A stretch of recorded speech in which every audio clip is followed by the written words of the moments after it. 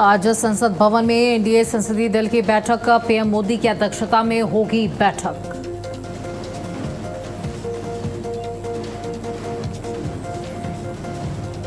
UP विधानसभा सत्र का आज दूसरा दिन। योगी सरकार आज पेश करेगी अनुपूरक बजट। सदन में विपक्ष के हंगामे के आसार।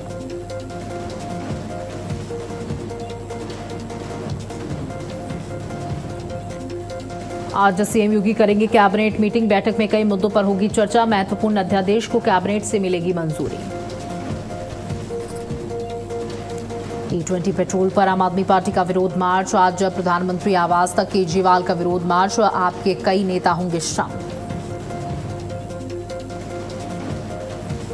देश भर में मानसून का कहर जारी। असम, गुजरात समेत कई राज्य बाढ़ में डूबे। यूपी, बिहार, दिल्ली में अलर्ट जारी।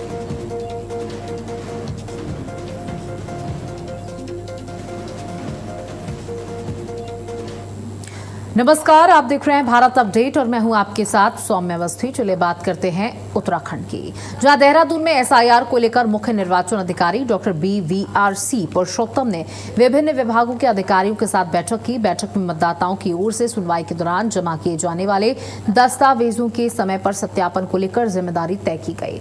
मुख्य निर्वाचन अधिकारी ने अधिकारियों को निर्देश दिए कि शैक्षणिक प्रमाण पत्र, स्थायी निवास, जाति प्रमाण पत्र, जन्म प्रमाण पत्र और परिवार रजिस्टर जैसे दस्तावेजों का जल्द सत्यापन किया जाए।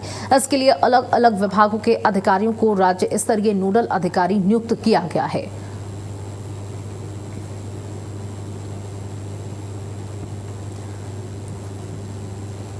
तो आपको बता दें कि अलग अलग स्तरीय के लिए अधिकारियों को राज्य स्तरीय नोडल अधिकारी नियुक्त किया गया है और जल्द ही सत्यापन शुरू किया जाएगा, जिसमें अगर दस्तावेजों की बात करें तो शैक्षणिक प्रमाण पत्र, स्थायी निवास, जाति प्रमाण पत्र, जन्म प्रमाण पत्र और परिवार रजिस्टर जैसे दस्तावेजों का जल्द सत्यापन किया जाए। इसके लिए अलग अलग विभागों के अधिकारियों को राज्य स्तरीय नोडल अधिकारी नियुक्त किया गया है।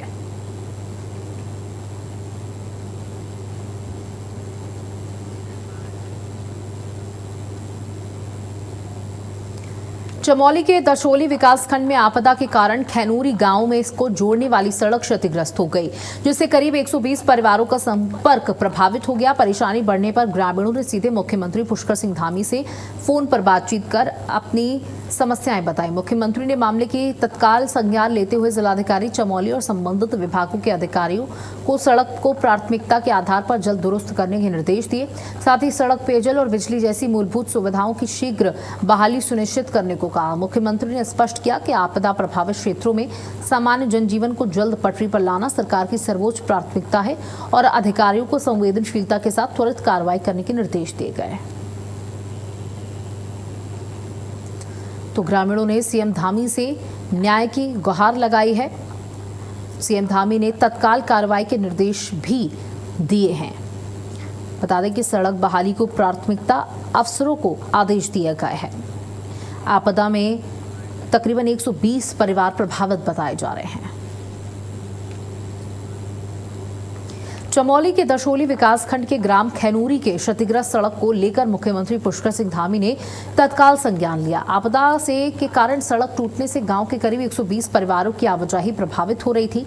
ग्रामीणों ने मुख्यमंत्री को अपनी समस्या बताई, जिसके बाद सीएम धामी ने जिलाधिकारी चमोली और संबंधित विभागों को सड़क को प्राथमिकता के आधार पर जल्द दुरुस्त करने के निर्देश दिए।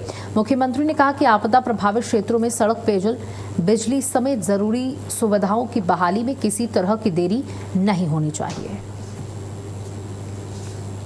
तो आपदा से टूटी सड़क जल्द होगी दुरुस्त। ग्रामीणों की समस्या पर सीएम धामी ने सख्त निर्देश जारी किए हैं। खैनूरी सड़क पर सीएम धामी का एक्शन भी देखने को मिला। 120 परिवारों की परेशानी पर तुरंत संज्ञान लिया गया मुख्यमंत्री के द्वारा। बता दें कि सड़क क्षतिग्रस्त हुई है, प्रभावित हुई है, जिसकी वजह से आवाजाही बाधित हो गई है। जो लोग रोज कमाने और खाने वाले हैं उनके लिए बड़ा संकट खड़ा हो गया है और तकरीबन 120 ऐसे परिवार हैं जो इससे प्रभावित हैं। 120 परिवारों की परेशानी पर मुख्यमंत्री पुष्कर सिंह धामी ने तुरंत संज्ञान लेते हुए अफसरों को दिशा निर्देश दिए।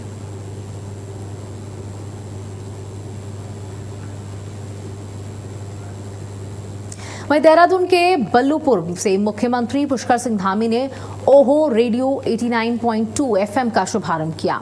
इस मौके पर मुख्यमंत्री ने कहा कि रेडियो आज भी जनसंवाद, जन जागरूकता और सामाजिक चेतना का प्रभावी माध्यम है। उन्होंने उम्मीद जताई है कि ओह रेडियो सामाजिक मुद्दों, जनहित की योजनाओं और सकारात्मक संवाद को लोगों तक पहुंचाने में अहम भूमिका निभाएगा। मुख्यमंत्री ने कहा कि रेडियो की पहुंच समाज के अंतिम व्यक्ति तक है और इसके जरिए स्वास्थ्य, शिक्षा, आपदा प्रबंधन, पर्यावरण संरक्षण समेत कई महत्वपूर्ण जानकारियां आम लोगों तक पहुंचाई जा सकती हैं।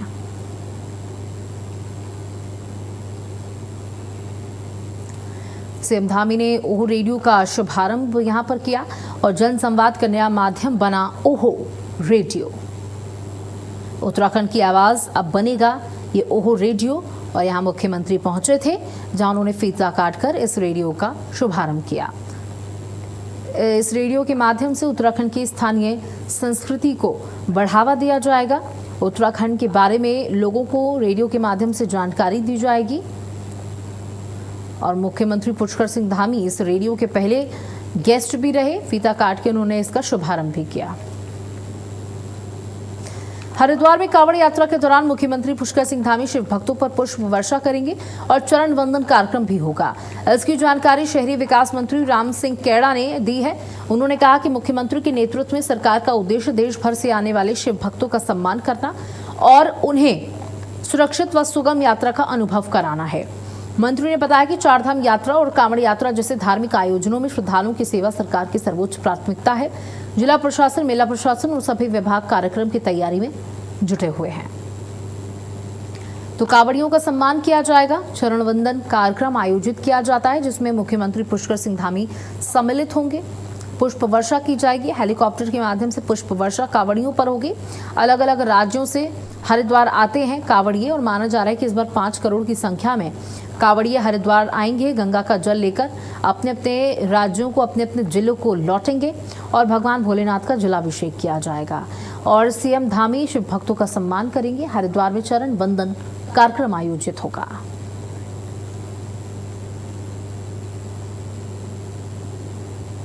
करके कल हमारे प्रदेश के यशस्वी मुख्यमंत्री हरिद्वार आएंगे। यहाँ पर कांवड़ यात्रा जो हमारी चल रही है उसका पुष्प माला से उसका स्वागत करेंगे। और क्योंकि हमारी सरकार और माननीय मुख्यमंत्री जी कांवड़ यात्रा को लेकर के, कुंभ मेले को लेकर के और उत्तराखंड के हर जो त्योहार होते हैं उन त्योहारों के लिए हमेशा सक्रिय रहते हैं कि जो भी हमारे यहाँ तीर्थयात्री आते हैं और जो भी व्यक्ति देश विदेश से हमारे यहाँ गंगा की नगरी में आते हैं उनको किसी प्रकार की असुविधा न हो। अल्मोड़ा में एसआईआर अभियान के तहत जिलाधिकारी अंशु सिंह ने बूथ संख्या 135 राजकीय प्राथमिक विद्यालय पंचधारा पहुंचकर मतदाता सूची से जुड़ी शिकायतें और नोटिसों की सुनवाई प्रक्रिया का निरीक्षण किया। इस दौरान उन्होंने लोगों से बातचीत कर उनकी समस्याएं सुनी और अधिकारियों से लंबित मामलों की जानकारी ली। डीएम ने अधिकारियों को निर्देशित किया कि सभी मामलों का निपटारा निष्पक्ष, पारदर्शी और समय पर किया जाए। उन्होंने कहा कि सुनवाई प्रक्रिया में किसी भी तरह की लापरवाही बर्दाश्त नहीं की जाएगी और मतदाताओं के साथ बेहतर व्यवहार सुनिश्चित किया जाए। तो डीएम ने दिए निष्पक्ष जांच के निर्देश। मतदाता अभियान में लापरवाही पर डीएम सख्त नजर आए। अल्मोड़ा में एसआईआर अभियान का निरीक्षण जिलाधिकारी के द्वारा किया गया। बूथ पर पहुंचे जिलाधिकारी व्यवस्थाओं की जानकारी दी और सख्त निर्देश दिए कि कोई लापरवाही बर्दाश्त नहीं की जाएगी और निष्पक्षता के साथ लोगों की समस्याओं को सुना जाए। तो देखिए एसआईआर प्रक्रिया पूरी हो चुकी है। अब इसमें जो कमियां हैं उसे रिकॉल करने का वक्त है। इसके लिए लोग पहुंच रहे हैं अपनी समस्याओं को लेकर के। कई लोगों के नाम सूची में नहीं है, इसको लेकर अपनी नाराजगी जताई गई, अपनी समस्या बताई गई और डीएम ने औचक निरीक्षण किया और डीएम ने कहा साफ तौर पर कि बर्दाश्त नहीं की जाएगी। अगर किसी भी व्यक्ति से बदसलूकी की जाती है, उनकी बातों को ध्यान से सुना जाए और उनके समस्याओं का निस्तारण किया जाए।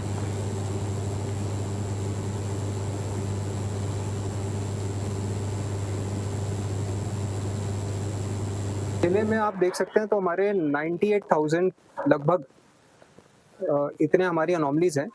हमारे पास 929 बूथ्स हैं। हमने कोशिश करा है कि हर बूथ में हम लोग बना सकें हमारी जो एसआईआर की हियरिंग है, बट हमने अराउंड 880 के अराउंड हमने पोलिंग बूथ्स लिए हैं जहां हम लोग ये कैंप्स लगा रहे हैं।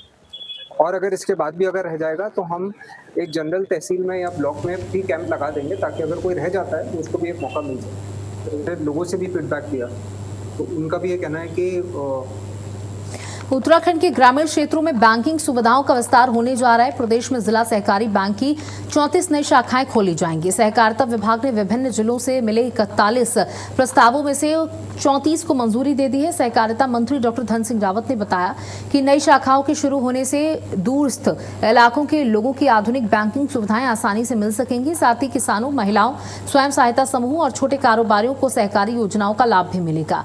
विभाग ने सभी स्वीकृत प्रस्ताव आरबीआई को भेज दिए हैं।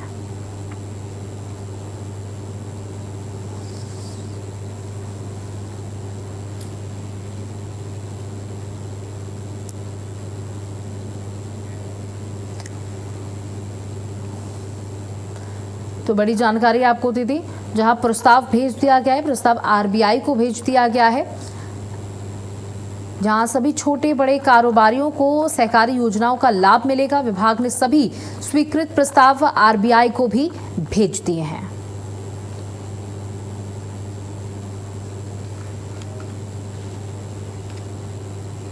मसूरी में राज्य सरकार की ओर से कृषि और बागवानी को बढ़ावा देने के लिए कार्यक्रम आयोजित किया गया।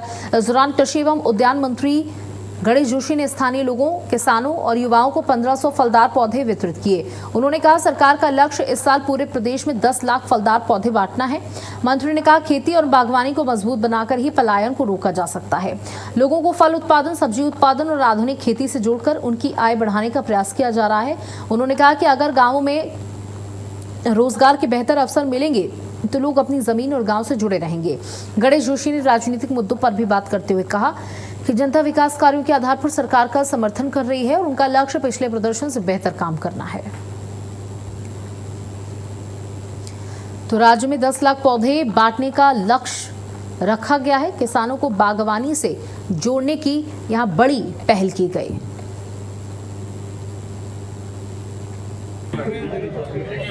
कि हमारे 10 लाख फलदार पौधे वितरित करेंगे। इसी के तहत आज यहाँ पर 1500 नींबू के पौधे और गाजर, मूली, शलजम, टमाटर की पौधा बीज हमने यहाँ पर बांटे। इससे पहले मैं बुरासखंडा में किसानों को मटर के बीज बांट कर आया हूँ, ताकि किसान अपनी उपज को बढ़ा सके, ताकि लोग अपने घर में ही शुद्ध सब्जियाँ उगा सके और निश्चित ही उसका लाभ हमारे समाज को देंगे। हरिद्वार में कांवड़ यात्रा के दौरान बड़ा हादसा चल गया। हरकीपौड़ी के कांगड़ा पुल और ब्रह्म ऋषि खेतेश्वर घाट पर गंगा स्नान करते समय 2 किशोर कांवड़िए तेज बहाव में बहने लगे। मौके पर तैनात एसडीआरएफ की टीम ने तुरंत रेस्क्यू ऑपरेशन चलाकर दोनों किशोरों को सुरक्षित बाहर निकाल लिया। प्राथमिक जांच में दोनों की हालत सामान्य पाई गई। एसडीआरएफ ने श्रद्धालुओं से अपील की है कि गंगा में स्नान के दौरान सावधानी बरतें और गहरे पानी में जाने से बचें। तो एसडीआरएफ ने बचाई 2 कांवड़ियों की जान। हरिद्वार से खबर आपको दी थी, जहां हरिद्वार में 2 कांवड़ियों का सफल रेस्क्यू किया गया। तो देखिए, इसीलिए घाटों पर तैनाती की गई है गोताखोरों की, कि इस तरीके की जो घटना है उसको किसी तरीके से रोका जा सके।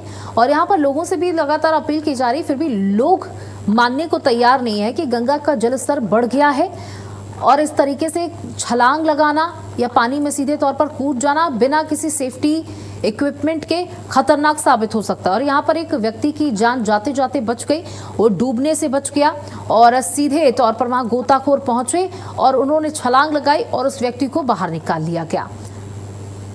देखिए, वहां पर तमाम अन्य लोग भी मौजूद थे जो सिर्फ देखते रहे, क्योंकि हर किसी को ये डर लग रहा था, क्योंकि गंगा का जो जल बहाव है वो बहुत तेज है।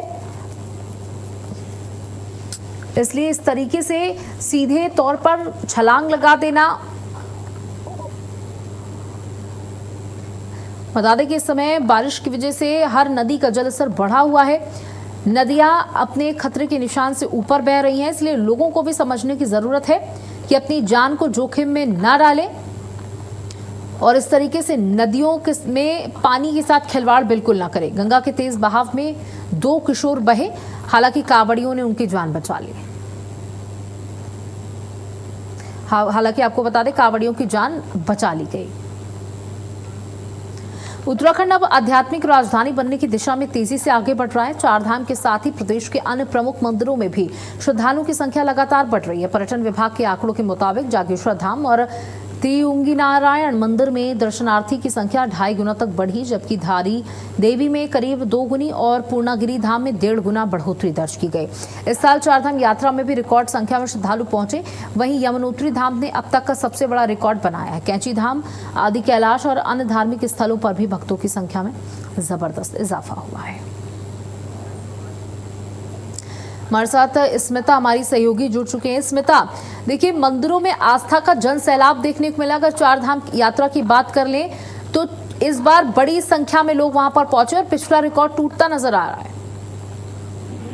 बिल्कुल, देखिए चारधाम यात्रा हर साल की तरह साल की चारधाम यात्रा अप्रैल में शुरू हुई और उसके बाद कुछ ही दिनों में जो है चारधाम यात्रा अपने जो पुराने रिकॉर्ड में शुरू कर दिए थे। और ऐसा हर बार होता है, हर साल जो चारधाम यात्रा अपने नए रिकॉर्ड बनाते हैं। इस बार भी वही हुआ है, जो पिछले पुराने जितने भी रिकॉर्ड थे सारे रिकॉर्ड थे।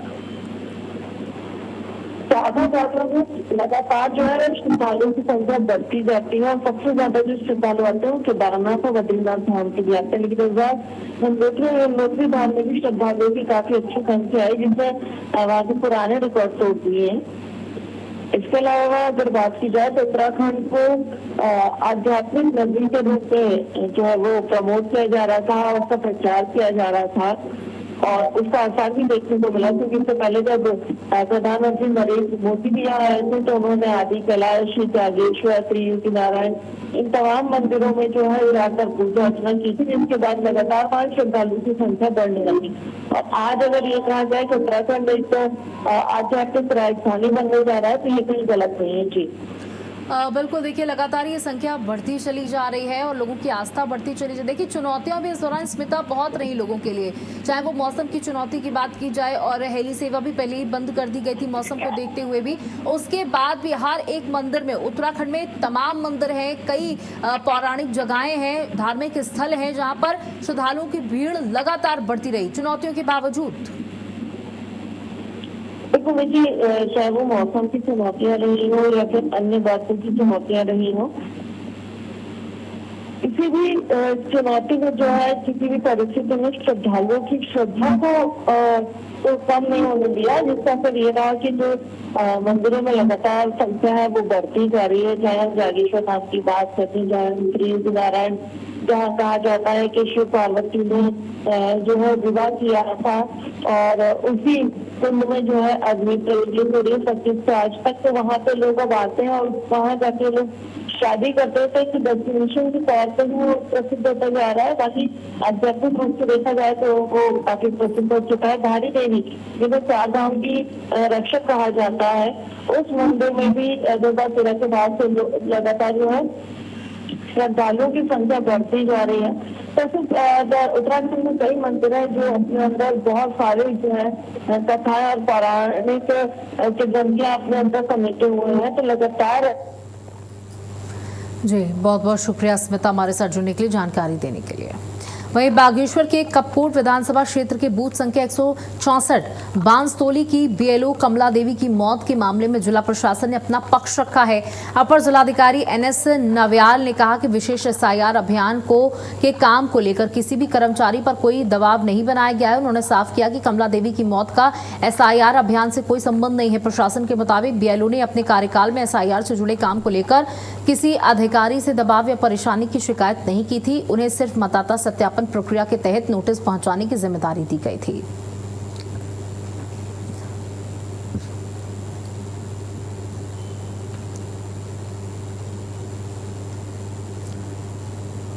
तो बीएलओ की मौत का ये पूरा मामला जहां एसआईआर अभियान से संबंध नहीं, प्रशासन ने साफ तौर पर ही कहा। गई थी हमको तो कपकोट विधानसभा क्षेत्र का एक बीएलओ है कमला देवी, उनके द्वारा फांसी लगाकर आत्महत्या किए जाने की सूचना मिली थी। जहां तक हमारी जानकारी में है और जैसी सूचनाएं मिली हैं, कमला देवी द्वारा करना तो कभी किसी भी स्तर पर, न एआरओ के स्तर पर, न ईआरओ के स्तर पर, न जिला स्तर पर कभी कोई सूचना दी गई कि उनके ऊपर कोई विशेष दबाव है। ऐसा कोई दबाव वबाव था नहीं। वर्तमान में उनके द्वारा सिर्फ नोटिस जो जनरेट होके आए थे उनका जो है वितरण ही किया जाना था उनको था।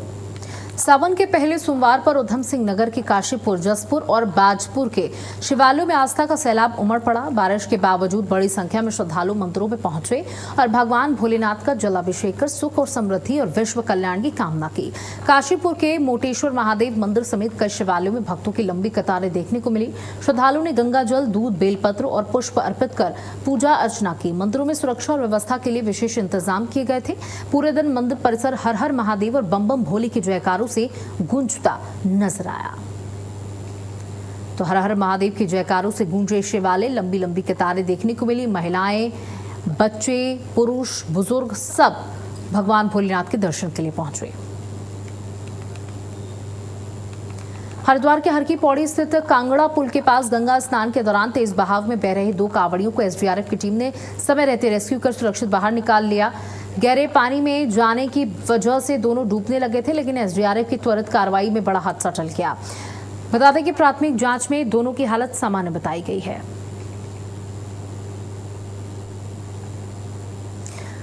तो देखिए, यही सुरक्षा के इंतजाम है जो महीनों से किए जा रहे थे।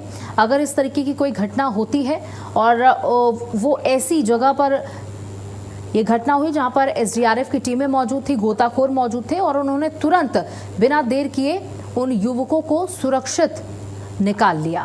और आप देख सकते हैं कि गोताखोर वहां पर किस तरीके से मौजूद हैं लाइफ जैकेट के साथ, और उन्होंने उस युवक को सुरक्षित निकाल लिया।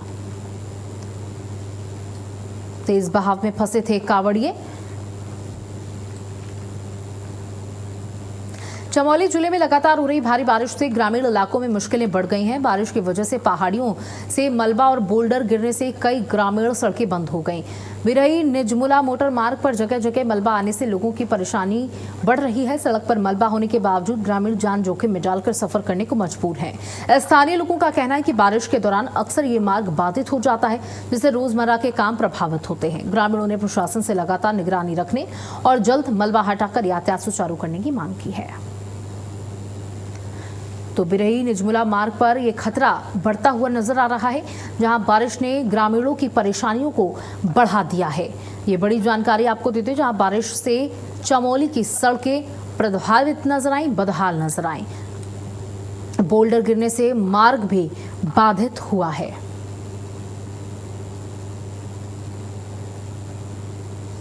बारिश ने लोगों की परेशानी, लोगों की मुश्किलें यहां पर बढ़ाई हैं। बारिश से चमोली की सड़कें बदहाल नजर आ रही हैं। आप तस्वीरें देख सकते हैं कि ये सड़क है और इस पर किस तरीके से मलबा नीचे आया है और इसकी वजह से अब मार्ग जो है वो बाधित हो चुका है। जो लोग रोजाना इन मार्गों का इस्तेमाल करते हैं उनके लिए बहुत बड़ी समस्या है। इसलिए लोगों से भी अपील की जा रही है कि सतर्कता बरतते हुए आएं। आप देख सकते हैं कि पहाड़ से सीधे कितनी बड़ी संख्या में ये मलबा यहाँ पर आया है और जो सड़क है वो पूरी तरीके से ध्वस्त हो चुकी है, प्रभावित हो चुकी है।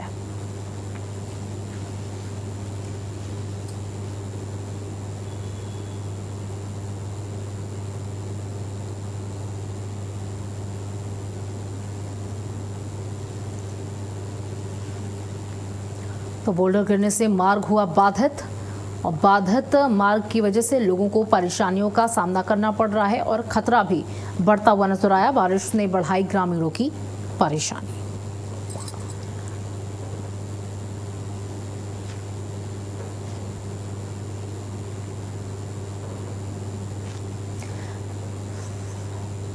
बिरही निजमुला मार्ग पर यह खतरा बढ़ता हुआ नजर आया और अभी भी एक हफ्ते तक बारिश का हाई अलर्ट जारी है। रेड अलर्ट उत्तराखंड के कई जिलों में जारी है और जहां पर जबरदस्त बारिश हो रही है, लगातार बारिश हो रही, जिसकी वजह से स्थितियां आप देख सकते हैं।